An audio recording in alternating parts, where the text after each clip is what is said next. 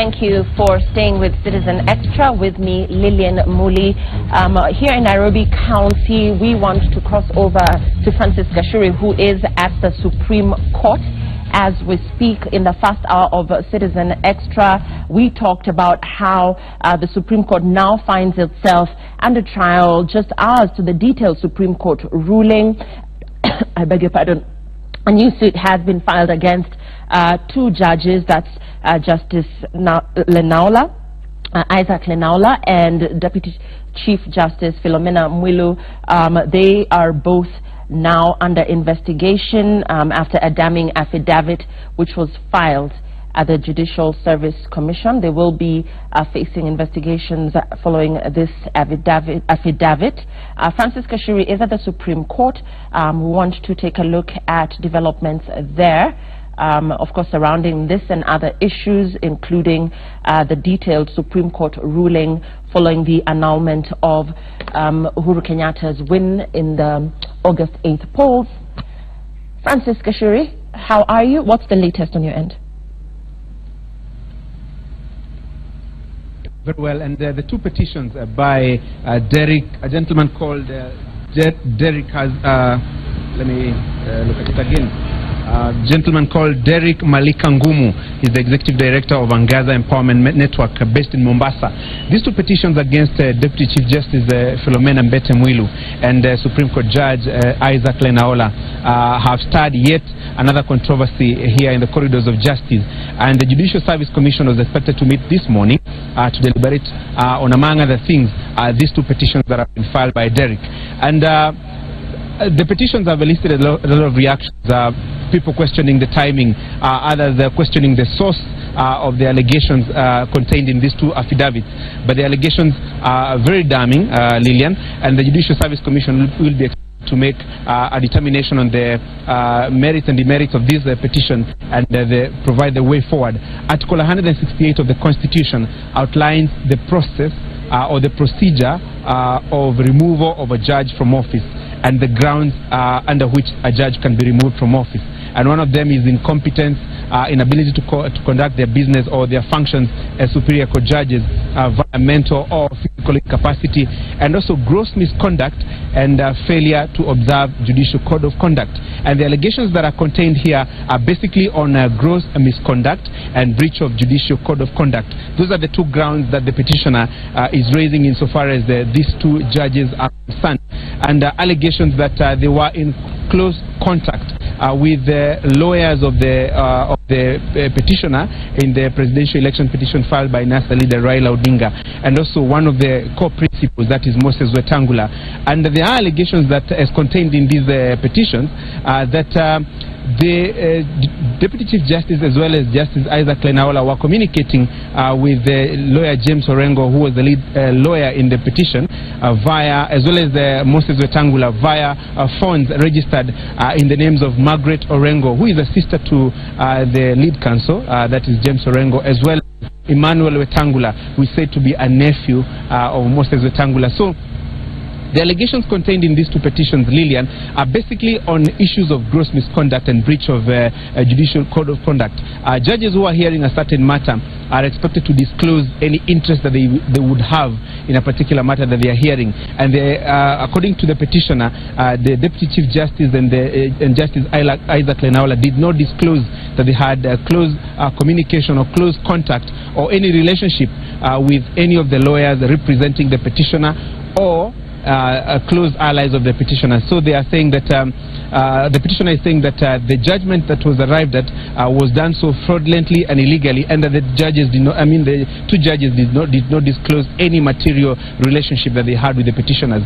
So it's now upon the Judicial Service Commission to look at the two petitions and find out whether they have merit or do not have merit.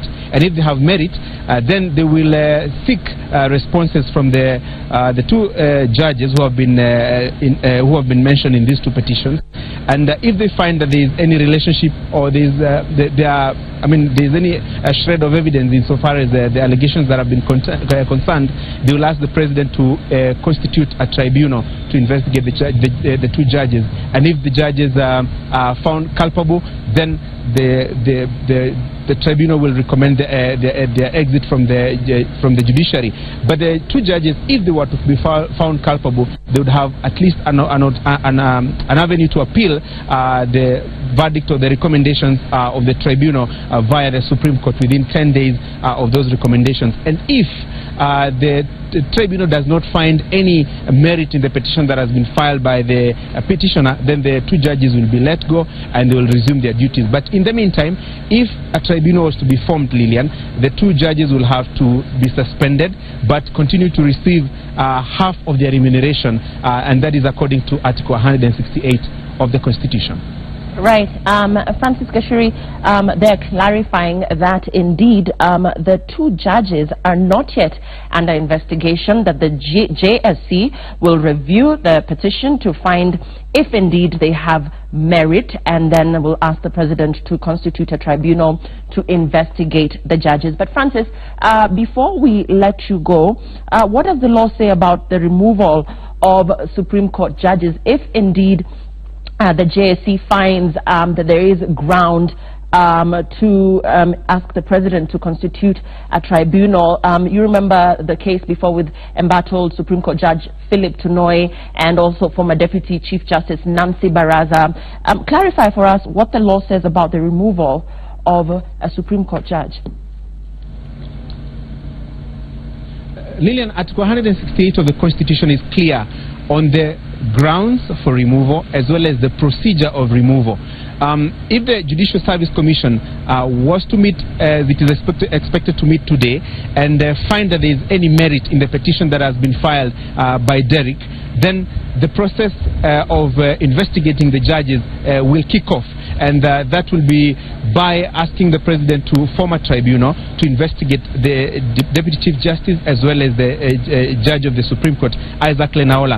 The only slight exception there is that if the petition was touching on the Chief Justice David Maraga, then the tribunal that would have been formed would have been chaired by Speaker of the National Assembly, Justin Muturi. Remember, there was a similar petition that had been filed by Ngonjiri Wambugu, but the petitioner has since indicated that he is no longer interested in pursuing that matter as at now. However, what remains unclear, Lillian, for now is whether that petition has been withdrawn. That's one of the things that we'll be trying to check out, whether actually he has said he will go slow on it or whether he has actually withdrawn it. That remains unclear for now. But insofar as the other judges are concerned, the law says that any other judge other than the Chief Justice, the procedure of removal is as clearly outlined in Article 168 of the Constitution. A tribunal will be formed if the Judicial Service Commission was to find that there is merit in the grounds that have been raised by the petitioner. But if they were to find that there is no merit in the petition that has been, and the two petitions that have been filed by Derrick, then they will dismiss the petition as filed by Derrick, and so the two judges will continue to continue performing their functions or continue their duties as judges of the Superior Court. But if they were to be, if the Judicial Service Commission was to find that there is merit in the petition, then the tribunal will kick in and it will have to investigate the judges. The judges will have to get a hearing because they also deserve a right, the rule of law in terms of they also get a hearing in terms of the allegations that have been filed. But more importantly, Lillian, one of the questions that many people I've seen on social media are asking, and quite a number of lawyers are also asking, is the source of the information, the source of the call log that the petitioner claims is evidence of the relationship or the interaction between the lawyers of the petitioner and allies of the petitioner and these judges. Remember, the Constitution provides for right to privacy, and so if there is information that was obtained fraudulently in terms of private conversations between the judges and any other person, then that is also one of the questions that the Judicial Service Commission will have to consider in terms of the source of the call logs, the source of the information in terms of the communication, the telephone communication between the two judges and the lawyers of the petitioner and their allies as alleged by the petitioner. So basically, those are some of the issues that the Judicial Service Commissioners will be finding out, and whether they will ask the mobile service provider of the two numbers that are registered in that company's name to provide the call logs and probably verify whether the petitioner has a case or does not have a case. So it could be a very elaborate process, Lillian, in terms of dealing with the two judges insofar as the question of their removal under Article 168 is concerned. Thank you for that, Francis Kashuri.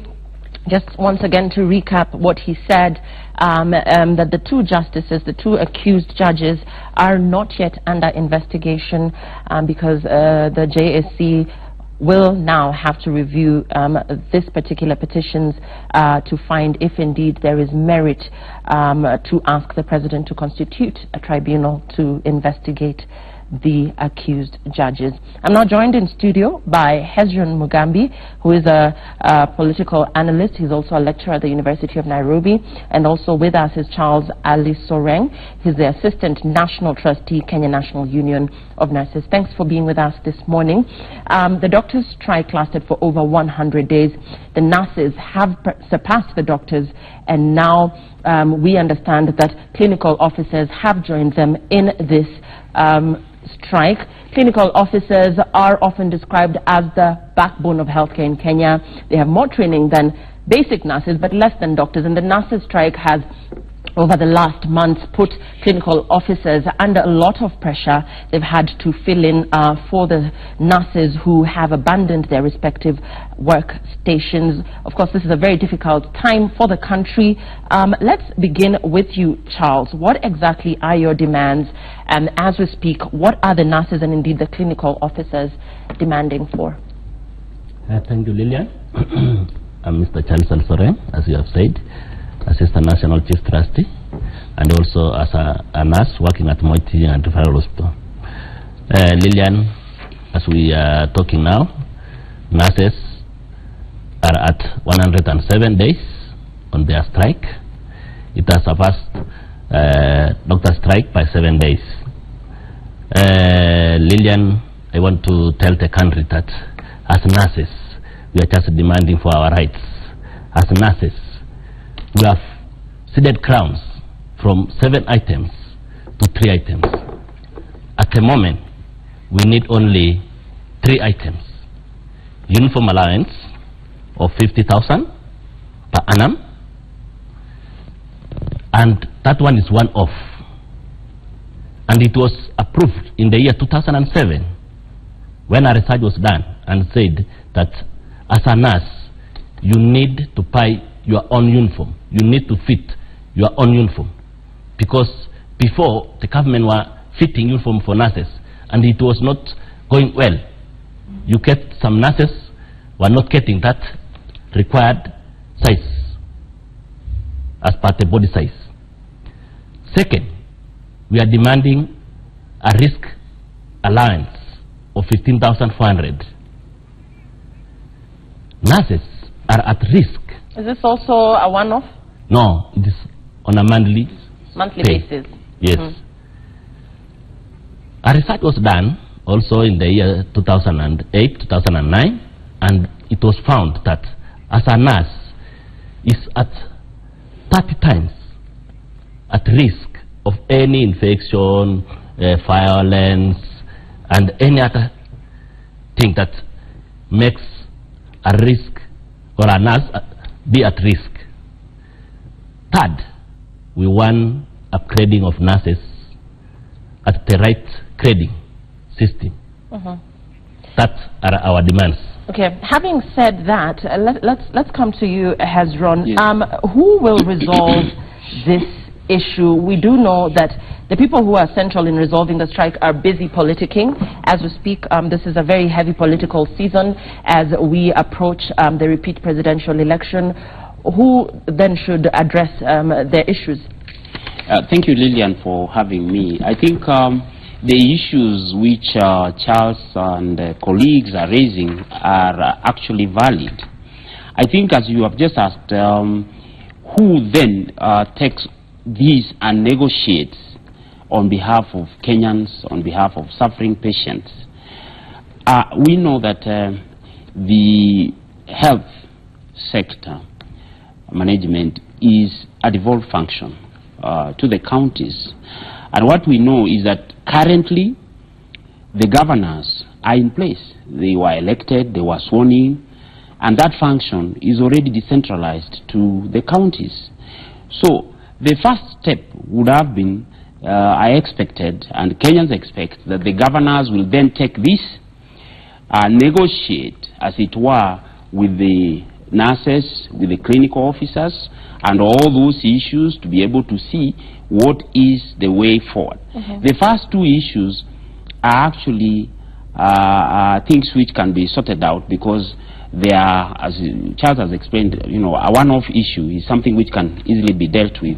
But the others about upgrading and grading of clinical officers, nurses, I think that relates to job evaluation, which was done by the SRC, and the SRC therefore should be able to guide the governors in the discussion with the nurses and clinical officers. So as it were, we cannot say that because we are politicking and it's the political season, we don't have relevant bodies. The governors are there, and the body, that is the Council of Governors, is in place before the next one is, comes into office, because after elections, we expect again elections within the council. But for now, we have a chairman and we have a body which can negotiate very well with the nurses and the clinical officers. So we expect them to be there. Yes, and I'll be coming back to you very shortly, Charles. Before that, let's cross over to Mombasa County, where Najib Balala is currently speaking. We want to listen in to, I beg your pardon, Suleiman Shabal is speaking in Mombasa County. Let's listen in to what he has to say. Na tumeamua mara hii kuwa campaign tutaifanya from the ground up.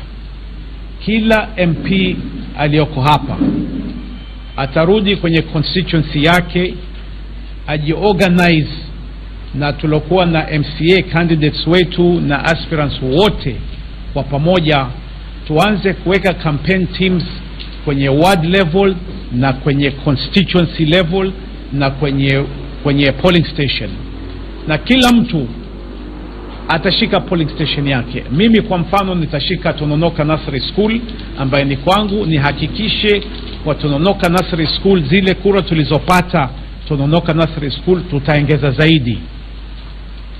Na hiyo ndio kampeni ya Mombasa. Tuna candidate moja basi, na sisi sote tumeungana kuhakikisha kwa tunapata kura zaidi. Na haya maneno mengi ambayo mnasikia, haya ni porojo tupu. Sisi tunashikana pamoja, tunafanya kazi pamoja. Mheshimiwa Balala, karibu. Well, leo tuko hapa na maagizo ya makamu wa rais William Ruto tunatekeleza.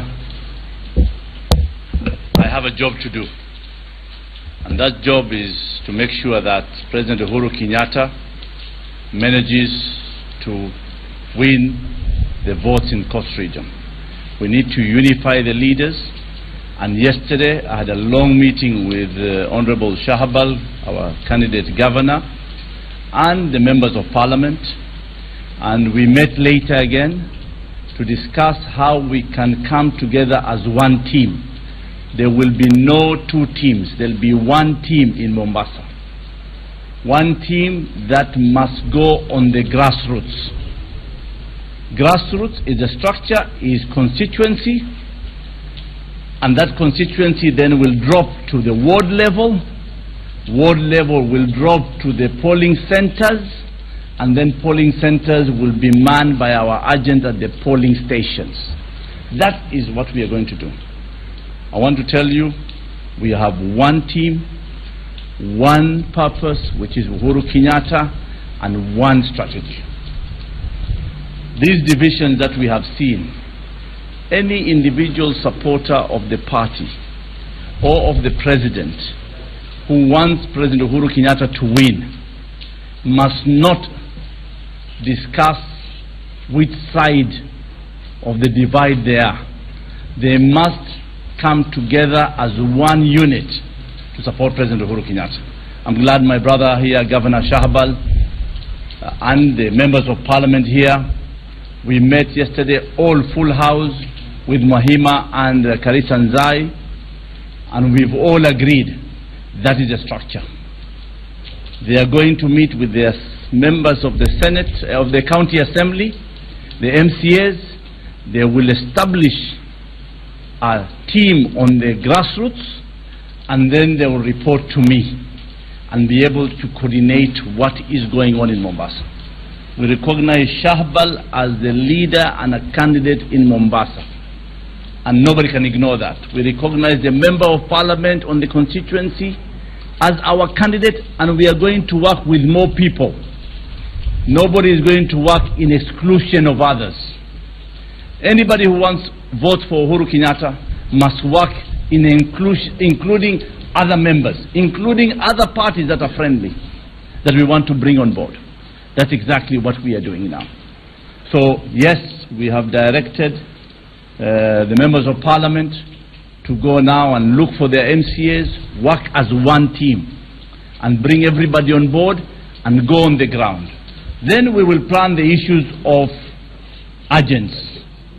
Those agents will come secondary later, after we have established the structures that are going to mobilize the vote up to the polling station. And that's exactly what has happened. So we want to work with a decorum of respect to our leaders and respect to the party. Any one of us who is not going to abide with that rule of respecting each other, a small person or a big person, he doesn't support the party. That's not a genuine party member. So we want all these press conferences going on in town to stop. It doesn't help votes in Uhuru Kenyatta's basket. It actually divides us as a community. And we... That there is Tourism Cabinet Secretary Najib Balala speaking to the press. With him there was Suleiman Shabal, who previously ran for Mombasa governor but lost to Najib Balala. Rather, lost to Ali Hassan Joho. I beg your pardon. I do not know why Najib Balala's name keeps coming up, but that was him there talking to members of the press. We do know that supremacy battles, there have been supremacy battles in the coast region as campaigns for the October 17 repeat presidential election begin. There was what seemed to be rivalry between supporters of Suleiman Shabal and Najib Balala over who should head the party's campaigns in the region, but now they seem to have come together in consensus that they will campaign for Uhuru Kenyatta as a team.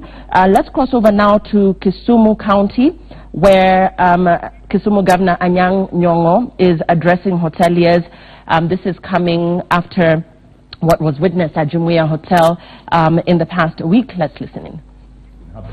And we must put an end to it. And therefore welcome the hotel owners, come here and we discuss how best to do this.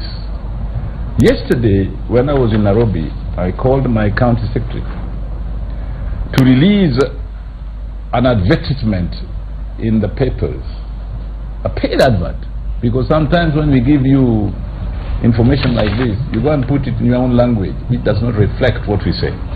So I wanted what I said to be reflected honestly and truly. So what I've said is the following, and it's going to be put as a paid advertisement in all the papers. You can use it for news, but don't distort it. Please.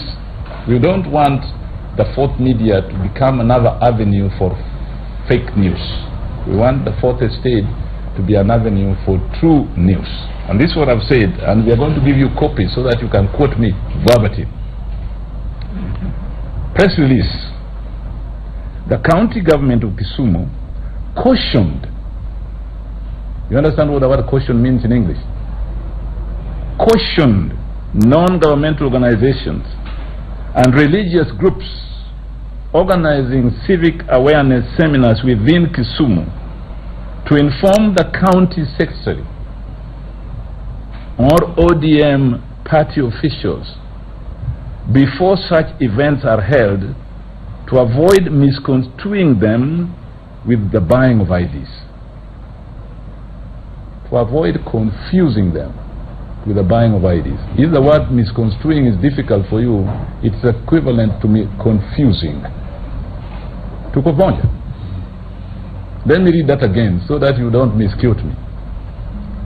The county government of Kisumu cautioned non-governmental organizations, otherwise called NGOs, and religious groups organizing civic awareness seminars within Kisumu to inform the county secretary or ODM officials before such events are held to avoid misconstruing them with the buying of IDs.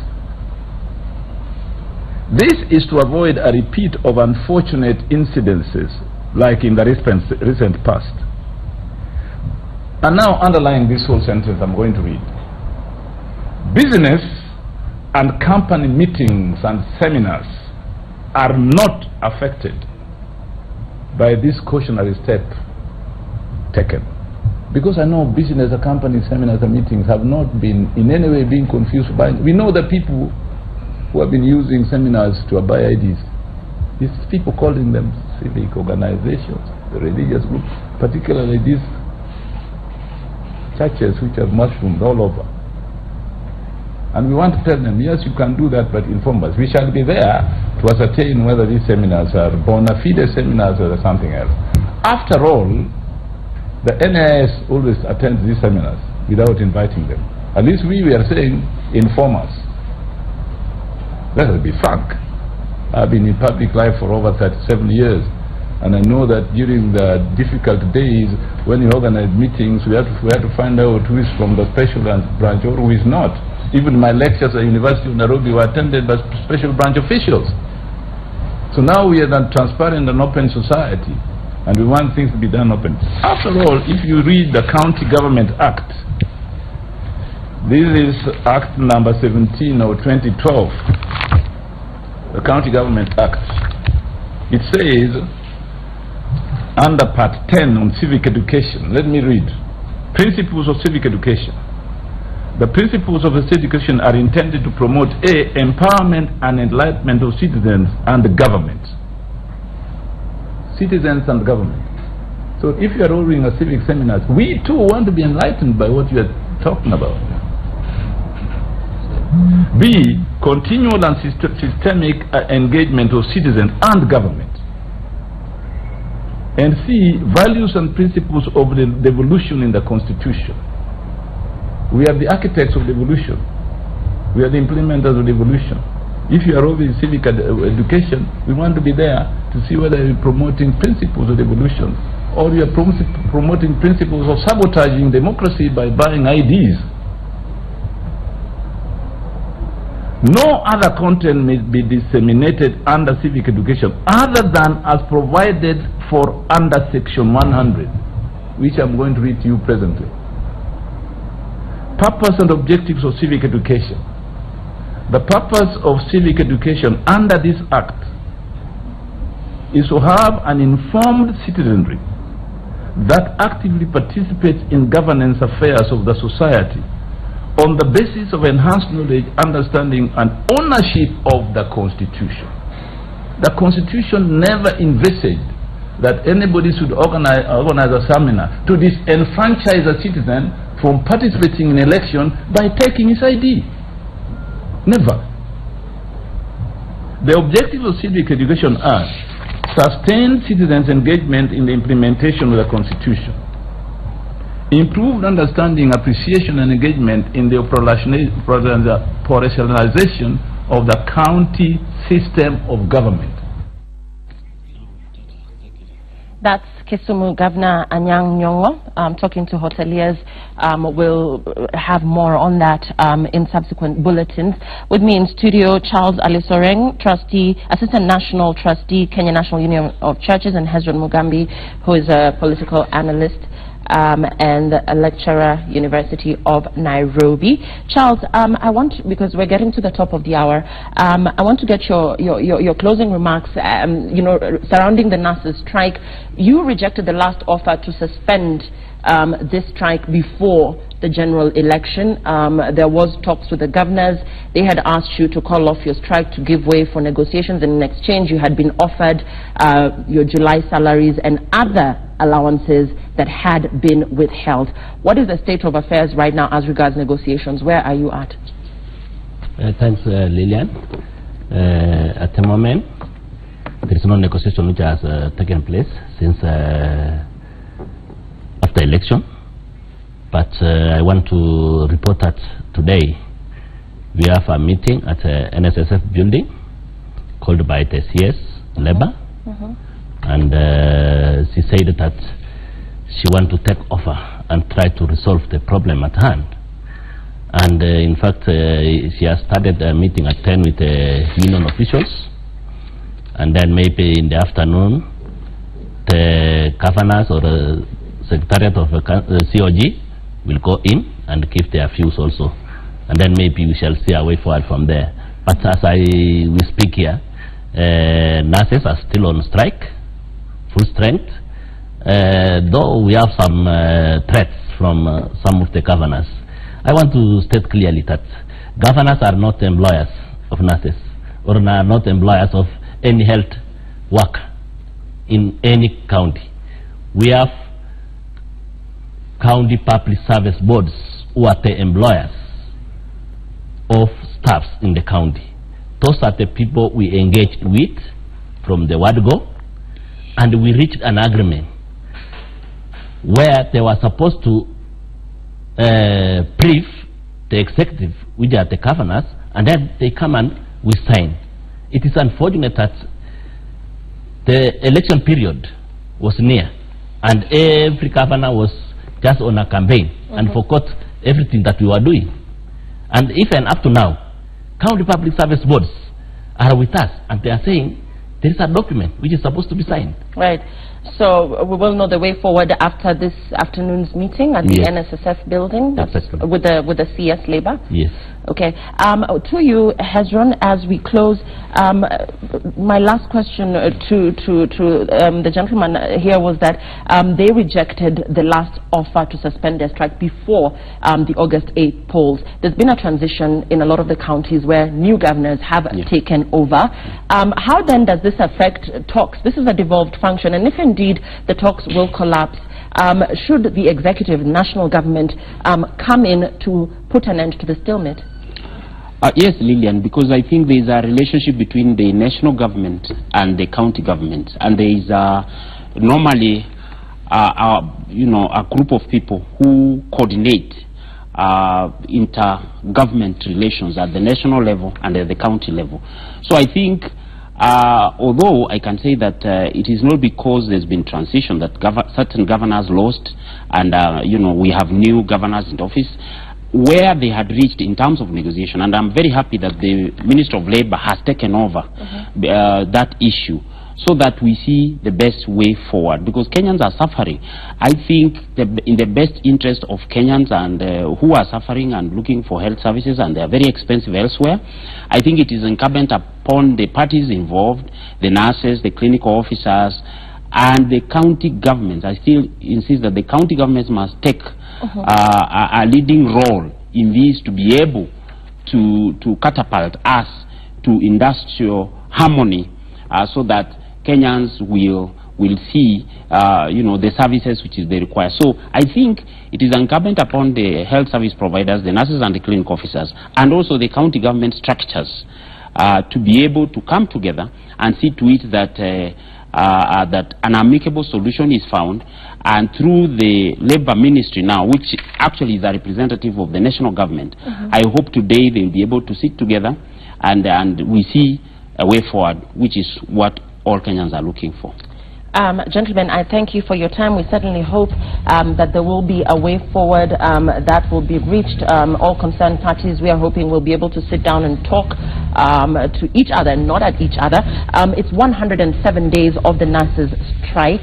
This has surpassed the doctors, which was 100 days. It surpassed it by 7 days. Clinical officers now joining their counterparts, the nurses, in this industrial unrest, and they are demanding for, among other issues, uniform allowance, which they say is at 50,000 per annum, risk allowance 15,400 Kenya shillings, that's on a monthly basis, and upgrading of your positions, of your particular different positions as and when is necessary.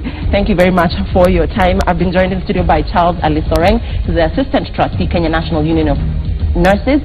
And also with us was Hezron Mugambi, who is a political lecturer at University of Nairobi. I believe Hezron will be joining us in the next hour of Citizen Extra. Brian, I believe, is next with Trends. Okay, Brian, let's take a break. We'll be back with Brian.